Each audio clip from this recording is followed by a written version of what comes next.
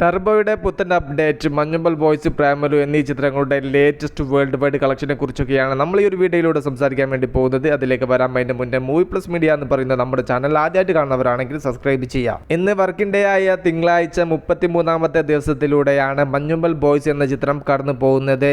ഇപ്പോഴും ഈ ഒരു ചിത്രത്തിന് ബുക്ക് മൈ ഷോ ആപ്പിലൂടെ മാത്രം 1000-ന് മുകളിൽ ടിക്കറ്റ്സുകളാണ് ഓരോ മണിക്കൂറിലും സോൾഡ് ഔട്ട് ആയിക്കൊണ്ടിരിക്കുന്നത്. ചിത്രത്തിന്റെ 32 ദിവസത്തെ വേൾഡ് വൈഡ് കളക്ഷൻ 210 കോടിയിൽ എത്തി നിൽക്കുന്നു. കേരളത്തിൽ നിന്ന് 66 കോടിക്ക് മുകളിലും തമിഴ്നാട്ടിൽ നിന്ന് 60 കോടിക്ക് അരികിലും എത്താൻ ചിത്രത്തിന് സാധിച്ചു. ഇന്ത്യക്ക് പുറത്തിൽ നിന്ന് മാത്രം 72 കോടിക്ക് മുകളിൽ കളക്ഷൻ നേടാനും ചിത്രത്തിന് സാധിച്ചു.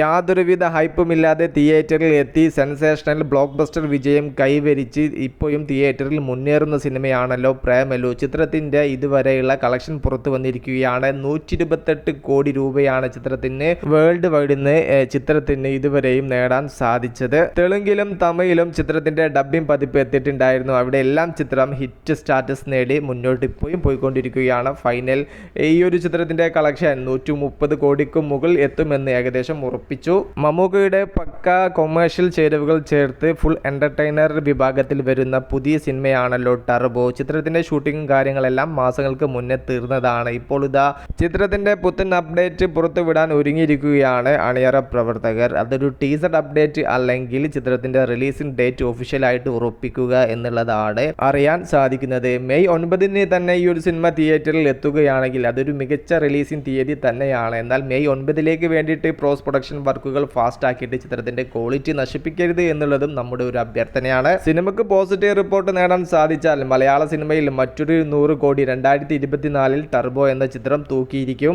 ആരൊക്കെ ടർബോക്ക് വേണ്ടി കാത്തിരിക്കുന്നു ജസ്റ്റ് ഒന്ന് കമന്റ് ആയിട്ട് രേഖപ്പെടുത്തുക. മൂവി പ്ലസ് മീഡിയ, ഞാൻ ജിനു ജിനാസ്. പുതുതായിട്ട് ആരെങ്കിലും നമ്മുടെ ചാനൽ കാണുന്നവരുണ്ടെങ്കിൽ സബ്സ്ക്രൈബ് ചെയ്യുക.